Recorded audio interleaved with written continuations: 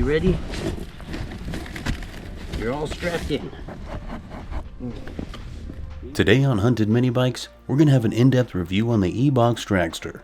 I'm going to go through some pros and cons, what you can and can't do with it, as well as some accessories you can get for it. But for $1,500, why would you want an Ebox Dragster in the first place? Maybe it's because you want to do cool shit like this.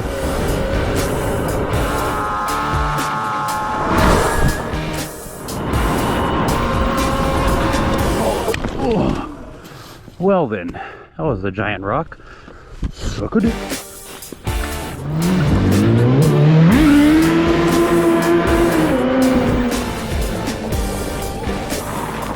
So we are going to go ahead and start with the cons because there's not that many. This kickstand kind of sucks. It's, I guess, too long because the bike stand's basically vertical and risks tipping over every time. I have a Powerade bottle on that side, so you can see in the front. That's why it keeps tipping over.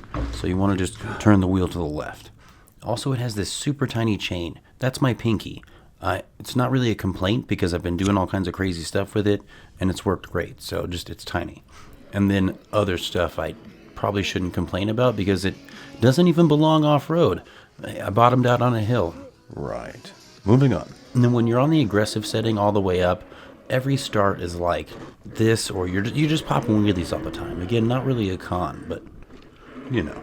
And then the notorious one cheek seat, which happens to come on most mini bikes, and they do a good job of putting enough padding on here, but after about 20 or 30 minutes, maybe 40, you're gonna have to pick a cheek.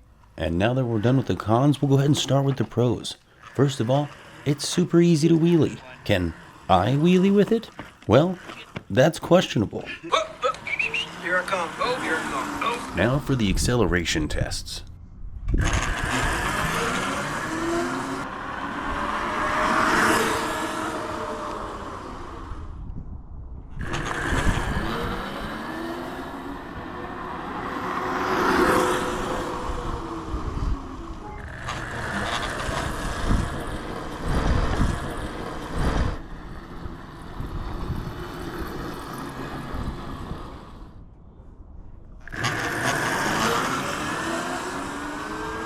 So the acceleration on this bike is pretty mean, especially considering how small the motor is. Now the top speed leaves a little to be desired. I would love to get like 40 miles an hour, that'd be great.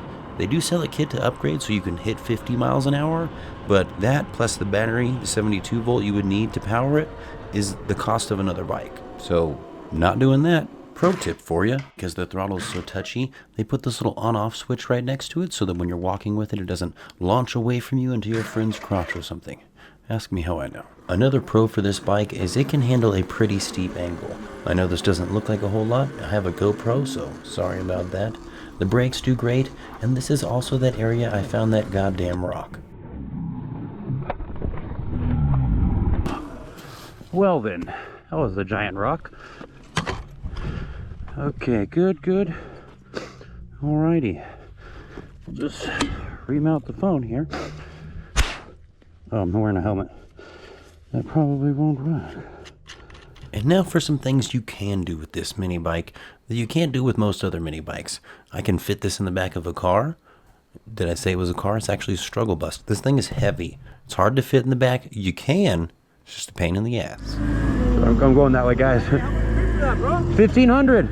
Wow. And you can actually hear people talking to you while you're riding. It's a really odd feeling. And sorry I don't have video evidence of this, but when riding past old people, they'll actually smile at you, instead of trying to videotape you for proof to give to the cops. And something else you can do is beat gas mini bikes of the same size. And that'll be a 100cc mini bike, just so you know. But starting with things you can't do, is you can't beat a Hayabusa. We got a Hayabusa with NOS versus the Ebox Dragster. We're at 100%, full aggression, full max speed. You ready? Okay, here we go. 1, 2, 3.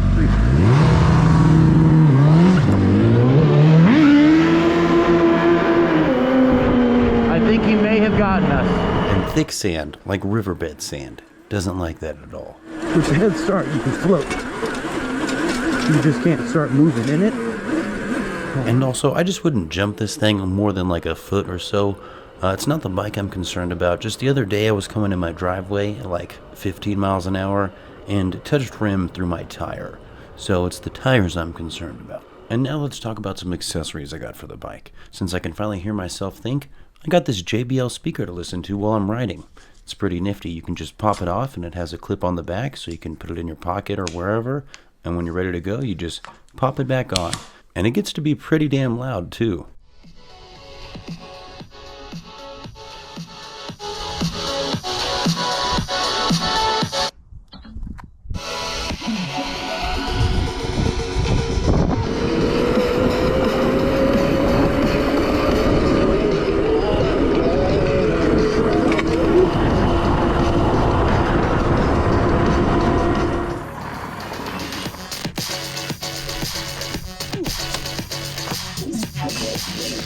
Now I want to give some props to this water bottle holder, because this thing has held up so well. I mean, in case you didn't see it, when I damn flipped over the handlebars, the Powerade stayed in there. Bob, let's see that replay.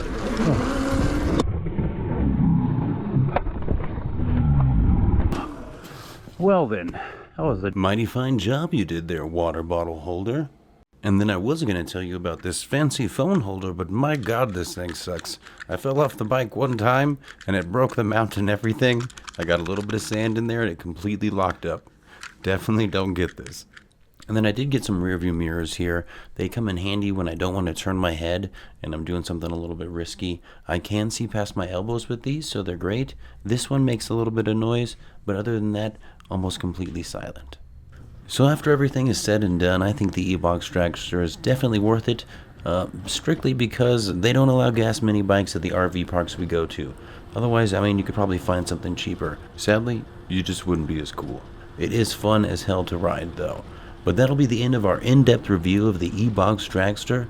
So thanks for dropping by Hunted Mini Bikes, and we'll see you on the next one.